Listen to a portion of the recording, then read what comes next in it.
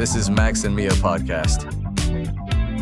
Hey everyone, welcome back to another episode of Max and Mia podcast. Good to have you here. Yeah, thanks for tuning in. Whether you're joining us for the first time or you've been listening for a while, we really appreciate you being here. Absolutely. So Mia, how's your week been? January's already flying by. I know, right? It's kind of surreal. I feel like I blinked and suddenly we're halfway through the month. I've been trying to stick to some goals I set for myself, but honestly, it's been a bit of a struggle. What about you? Yeah, same here. I started the year with all this motivation, the typical new year, new me energy. But reality hits fast. I've been focusing on being more consistent with things rather than going all out and burning out by February. That's smart. I think that's where most people go wrong. They try to change everything at once. Exactly. But anyway, speaking of improvement and consistency, today's episode is actually about something we've been wanting to cover for a while. Right. So if you've been learning English for some time, you've probably reached a point where you can communicate pretty well. You can have conversations. People understand you. You get your point across. That's fantastic. But there's this gap, right? Between being understood and actually sounding natural or even professional depending on the context. And that's what we want to talk about today. We're calling it leveling up. It's that shift from functional English to really polished English, from getting your message across to doing it with confidence and fluency. And the thing is, a lot of learners get stuck in that middle zone. They can handle most situations, but they feel like something's missing. They don't quite sound like a native speaker, or they struggle in more formal settings. So today, we're going to break down what that difference actually looks like and give you some practical ways to bridge that gap. All right, so let's jump into our first scenario. This one's about something we all do constantly, speculating. When you see something unusual and you start making guesses about what's going on. Oh yeah, and this happens all the time in everyday conversations. You're chatting with a friend, something catches your attention, and suddenly you're playing detective. Exactly. So for this audio, imagine two neighbors. Let's call them Katie and Joshua. They're outside, maybe taking out the trash or whatever, and they notice lights on in a house that's supposed to be empty. The owners are away on vacation. Classic mysterious situation. And what you'll hear is how differently they express their theories about what's happening. Right. Katie's going to be more hesitant, using words like maybe and I think, while Joshua sounds way more confident with his deductions. Let's listen. Wait, do you see that? What? Oh, the Johnson's place? Yeah, there's a light on upstairs. That's weird, right? I mean, maybe they came back early from their trip? I don't think so. They must be gone for at least another week. I saw Jane at the store last Monday and she was going on and on about their beach resort. Oh, well, maybe they have one of those timer things, for security. Could be. But look, the light just moved. Timers don't do that. Wait, seriously? Okay, that's kind of creepy. Maybe we should call someone? Hold on, let me think. It can't be a burglar. Their car's in the driveway. Oh, I didn't notice that. So maybe their son is house sitting? Do they have a son? They do, yeah. He must be staying there while they're gone. That would make sense. Are you sure, though? Maybe it's a friend or... No, it's gotta be him. Look, there's someone in the window now. Young guy, probably mid-20s. That must be Kevin, their son. I mean, maybe. I've never actually met him. Trust me, it can't be anyone else. Who else would have a key and be that comfortable walking around? Plus, they wouldn't leave the house completely empty for 2 weeks. Yeah, I guess you're right. I was getting a bit paranoid there for a second. I could tell. You were ready to call the cops. Well, you never know. Better safe than sorry, right? Fair enough. But yeah, it must be their son. Mystery solved. Okay, I'll sleep better tonight knowing it's not some serial killer next door. Oh, come on. It's a nice neighborhood. Nothing exciting ever happens here. Exactly why one light freaked me out so much. Okay, so what did you notice there? Well, Katie was super uncertain the whole time. Every single guess she made started with maybe or I think. She's constantly second-guessing herself. Right. And there's nothing wrong with that if you're genuinely unsure. But the problem is, she sounds insecure even when she's making pretty logical observations. Exactly. Now, Joshua, on the other hand, uses these really confident structures. It must be their son. It can't be a burglar. He's making deductions based on evidence. And that's the key difference. Both of them are speculating. They don't actually know what's happening, but Joshua sounds so much more natural and confident because he's using modals of deduction. These are words like must, can't, might, could. They show different levels of certainty based on logic rather than just throwing out random guesses. When Joshua says, "It can't be a burglar because the car's there," he's using evidence to rule something out. When he says, "It must be their son," he's reached a logical conclusion. And this is something native speakers do automatically. We don't just say maybe, maybe, maybe for everything. We assess the situation and express how certain we are. Katie sounds like she's translating from another language in her head. She knows the words, she can communicate the idea, but it doesn't flow naturally. Right? And for anyone listening at a B1 level who relates to Katie, this is your sign to level up. Start paying attention to how people express probability and certainty in English. It's not about being right or wrong. Joshua could be completely wrong about the sun. But he sounds native because he's using the language patterns that native speakers use. Exactly. So if you catch yourself overusing maybe and I think, try switching to must be, can't be, might be, depending on how sure you are. And we'll break down the grammar behind these modals in a bit. But for now, just notice the difference in how confident and natural Joshua sounds compared to Katie. All right, moving on to our second scenario. This one's about change and adaptation. Yeah, and we're not just talking about moving to a new country, though that's definitely part of it. This applies to any big shift in your routine, new job, new city, or even just trying to build better habits. Exactly. Because the reality is, when you make a big change, the day-to-day stuff hits you hard. It's not just the big cultural differences. It's waking up earlier, dealing with new schedules, adjusting to how people around you do things. Right. And what's interesting is how we talk about that adjustment process. There's a huge difference between just describing your struggle and actually expressing that you're in the process of adapting. So for this audio, picture two friends meeting up early in the morning. One of them, let's call him Jake, is trying to join the 5 a.m. club or start an intense gym routine, and he's absolutely suffering. And his friend Chris has been doing this for months, so he's got the whole thing figured out.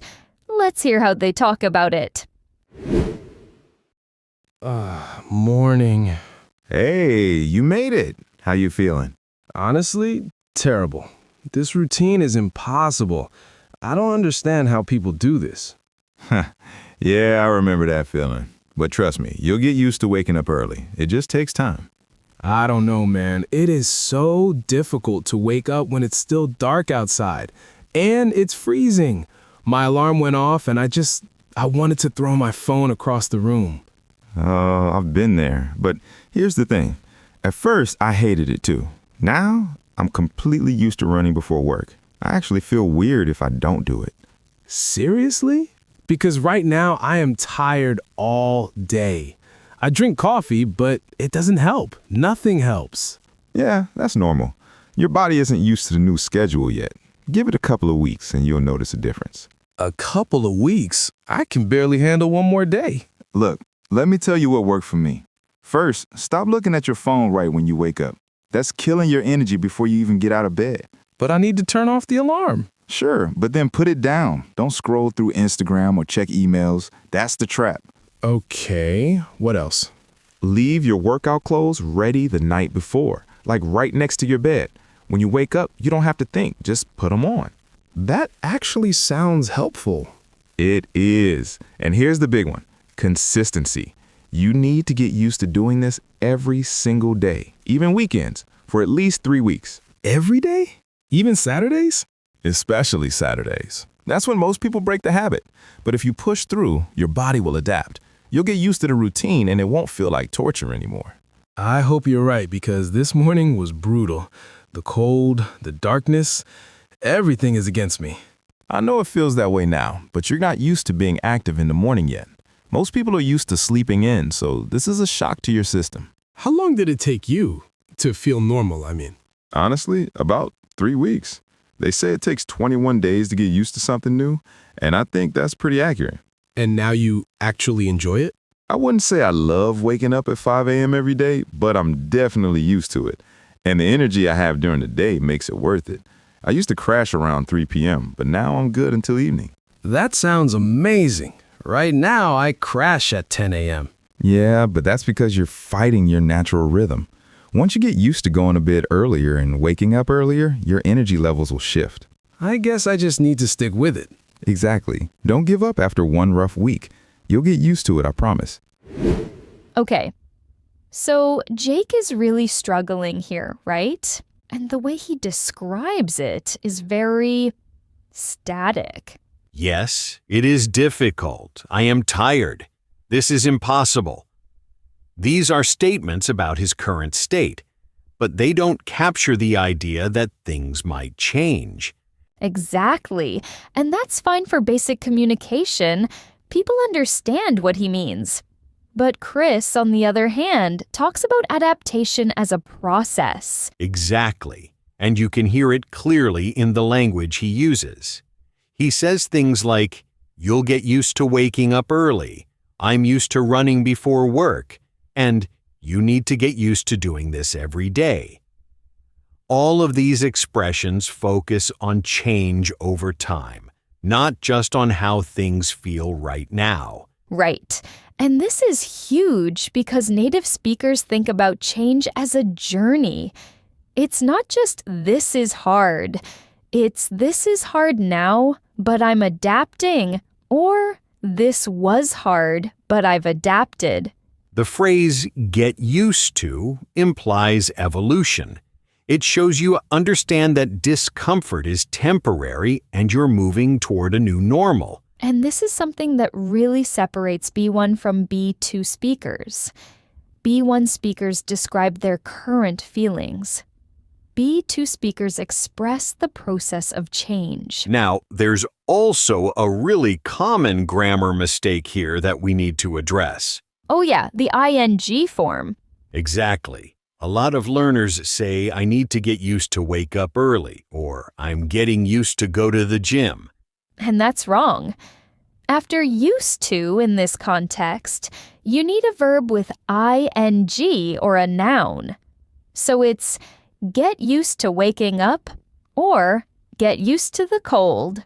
Not "get used to wake up." That's a critical error that immediately signals you're not at a higher level yet. Right. So if you catch yourself making that mistake, that's your sign to drill this structure until it becomes automatic. Because once you master "get used to" and "be used to," you can talk about adaptation in a way that sounds natural and sophisticated. All right, before we move on, if you're learning something new from this episode, we'd really appreciate it if you subscribed or shared this with someone who's working on their English. Yeah, and if you have any questions about what we've covered so far, feel free to drop a comment or reach out. We actually read those. We do. Okay, let's keep going. This next one is honestly one of my favorite mix-ups that learners make.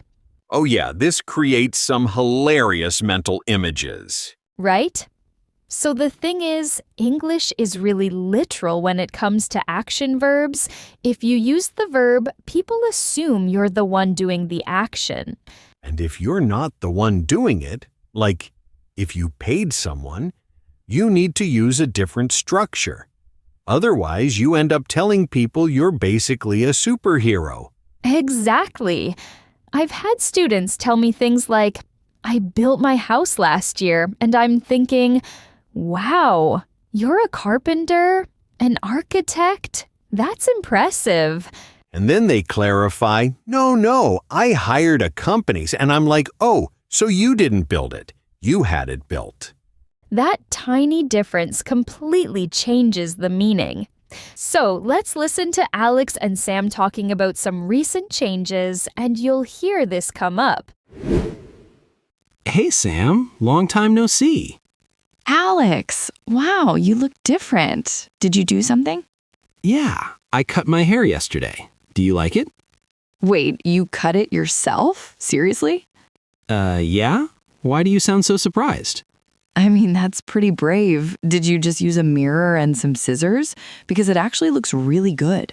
What? No, I didn't. I mean, I went to the salon downtown, the one near the coffee shop we like. Oh, okay. So you didn't cut your hair, you had your hair cut. Is there a difference? I mean, my hair got cut either way. Well, yeah, but the way you said it made me picture you standing in your bathroom with scissors just going for it. Oh my God, no, I would never. I can barely cut a straight line on paper. Okay, that makes way more sense. But yeah, when you say I cut my hair, it literally means you did it yourself. Huh, I never thought about it like that. So I should say I had my hair cut? Exactly. Or you could say I got my hair cut. That works too. Interesting. Okay, what about my car? I fixed my car last week. Is that wrong too? Did you actually fix it? Like, were you under the hood with tools? No way. I took it to the mechanic. It was making this weird noise, and I had no idea what was wrong. Then you had your car fixed, or you got your car fixed. Man, I've been saying this wrong forever. This is embarrassing. Don't worry about it. It's super common. Even people who speak pretty good English mess this up. So basically, if I pay someone to do something, I use have or get instead of just saying I did it? Pretty much, yeah. If you do it yourself, you use the regular verb. If someone else does it for you, you use the causative structure. The what now? Causative. It's just the grammar term. You don't need to remember that. Just remember the pattern. Have something done or get something done. Okay, let me try. I'm going to have my apartment painted next month. Perfect. See? You got it. Wait, but I could also say I'm going to get my apartment painted, right? Yep. Both work. Have is a bit more formal, get is more casual, but they mean the same thing in this context. This is actually really useful. I bet I've confused so many people. Probably. I mean, if you told someone I built my house, they'd think you're some kind of construction expert. Yeah, I definitely said that before. No wonder people looked at me weird. It happens. But now you know, so you won't make that mistake again. True. Oh, and just so you know, I'm getting my teeth cleaned tomorrow, not cleaning them myself. Look at you, using it correctly already. I'm a fast learner. But seriously, thanks for explaining that. It makes so much sense now. No problem. English is weird like that, super literal sometimes. All right, so this is what I call the DIY error, and it's everywhere. Yeah, and it's not just about haircuts. This applies to so many everyday situations. Getting your nails done, having your house cleaned, getting your phone repaired. Right. If you say, I cleaned my house, I assume you grabbed a mop and did it yourself. If you hired a cleaning service, you need to say, I had my house cleaned. And the rule is actually pretty simple. When you pay for a service or someone else does the action for you, you use the causative structure, have or get, plus the object plus the past participle. So it's, I had my car fixed, I got my nails done, I'm having my laptop repaired. Exactly. And if you do it yourself, then yeah, use the regular verb. I fixed my car means you're a mechanic or at least pretty handy. This is one of those things that really separates intermediate learners from advanced speakers. Because at B1, you can communicate the basic idea. People will eventually understand what you mean. But at B2, you're precise. You're not leaving room for confusion or weird mental images.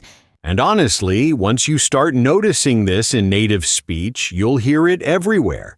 We use causative structures constantly. Right, so if you've been making this mistake, don't feel bad. It's super common. Just start paying attention and correcting yourself. And practice it with everyday situations. Next time you go to the dentist, don't say, I cleaned my teeth. Say, I had my teeth cleaned. Or when you get a new phone case, don't say, I changed my phone case. Say, I got my phone case changed if someone at the store did it for you. It's all about being accurate with who's doing the action. Okay, so let's do a recap of what we covered today. We started with deduction. The difference between sounding uncertain with maybe versus confident with modals like must be and can't be. Then we talked about adaptation and change, specifically how get used to and be used to express the process of adjusting to something new. And we just finished with the causative structure, making it clear whether you did something yourself or paid someone to do it for you. 3 really practical grammar points that can genuinely level up your English if you start using them correctly. So that's it for today's episode. We hope you got something useful out of this. Yeah, and if you did, please consider subscribing or leaving us a review. It really helps us reach more learners like you. And remember, leveling up isn't about learning tons of new vocabulary. It's about refining how you use what you already know. Exactly. Small changes, big impact. Right. Thanks for listening, everyone. We'll catch you in the next episode. Take care.